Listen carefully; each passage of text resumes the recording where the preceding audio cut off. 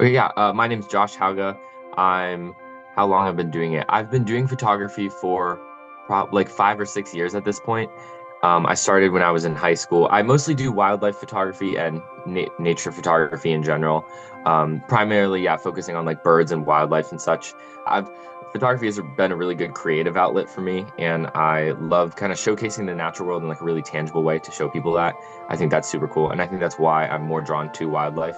Yeah, well, I teach first off in the summers. I do a summer camp where I run like a photography and videography camp. It's with younger kids, so I've done that a lot for the past summer and then this upcoming summer. A little different because it's less educational. Sometimes it's more like just with a bunch of kids and like managing a classroom. But I've taught videography in that age group, like elementary age group, and that's been really fun. And then also with more wildlife photography specifically, I've worked with companies to lead usually Zoom calls or presentations educationally about wildlife and how to photograph them better. I don't know exactly the number of how many I've done, definitely a couple a year, every like maybe once a month here or there, or depending, usually the summers are a little bit busier. So for the past probably, I would say 2 or 3 years, I've been doing that. More popular ones I have like a list of talks I'll do, and the more popular one is Blue Hour. I don't know why that's the one that everyone keeps asking me to give a presentation on. I have a bunch of other ones, but so I've talked a lot about, yeah, different lighting situations and what wildlife is around that time of day and how to approach a scene maybe more creatively. And I try to focus it more on just overall growth because like I'm young and I have a lot to grow and learn. And I think that's the cool thing about teaching photography is you're learning from your audience as they're learning from you. And it's kind of it's an interactive thing that helps both parties. So yeah. Well, I think shorebirds mostly because like a lot of the areas that I was doing photography was East Coast and coastal environments, typically such as the beach or marshes and stuff. So shorebirds was at first kind of a byproduct of that. But then I started targeting that kind of like bird species in those environments just because the lighting was usually pretty good. And, it's like there's not a whole lot of trees in the way you can get nice sunsets and sunrises, good cloud cover and everything. So I think the environment and also the birds that live there was kind of why I focused on that at first. And then, yeah, my stylistic approach kind of evolved and it's continuing to evolve as I grow. I think at first I was really into having very clean scenes and I just wanted like bird in front of me. And then it evolved to maybe include more texture, or what I try to do now is include as much of the environment as I can. So, and that can be hard on the beach because it's mostly just sand and water. But if like shorebirds range a lot in what their environment is, and I just try to include as much of that as I can into a frame.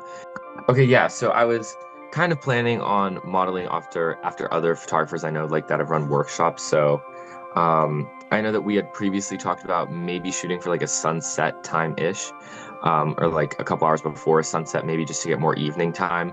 I know that had been discussed, so I kind of had that in my mind. If the time has to change, that's fine. But yeah, maybe more of like an evening arriving at the beach or the shore, wherever we're shooting. And yeah, usually I would like to give like a starting kind of like, what's the goal? You know what I mean? I think it's cool when I ask people, depending on how many people are there, like what their specific goals. Like, I think everyone has different goals with photography. So I can't just be like, today, I really want to get a picture of this bird in this area. And you guys are going to do that with me. It's like, I want to hear what other people, like maybe someone really wants to work on their sunset lighting. Someone really wants to work on like motion blur, you know what I mean? Using a different lens.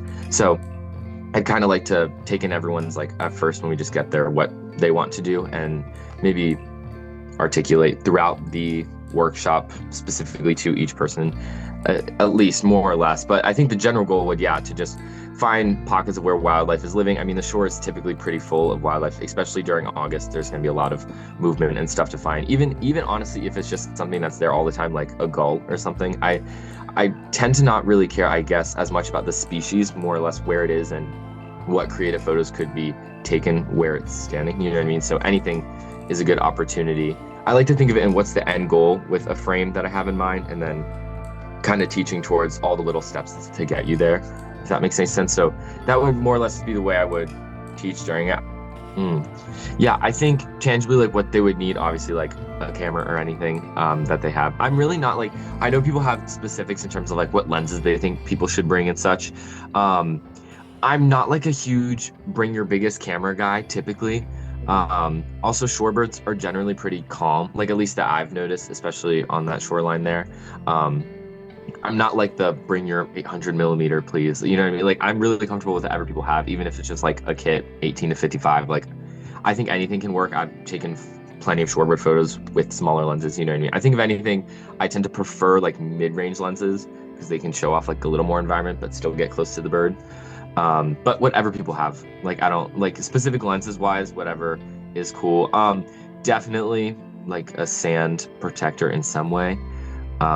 Actually, the reason that I first came to like TNF camera was because I was shooting and I didn't have like my sandbag on my camera, and then all the buttons were filled with sand, and then I couldn't like get it out. So, um, I there's like plenty of different things out there. Even just like throwing like a hoodie over your camera has worked for me for like anything to cover your camera from just, especially the wet sand, I think is the problem.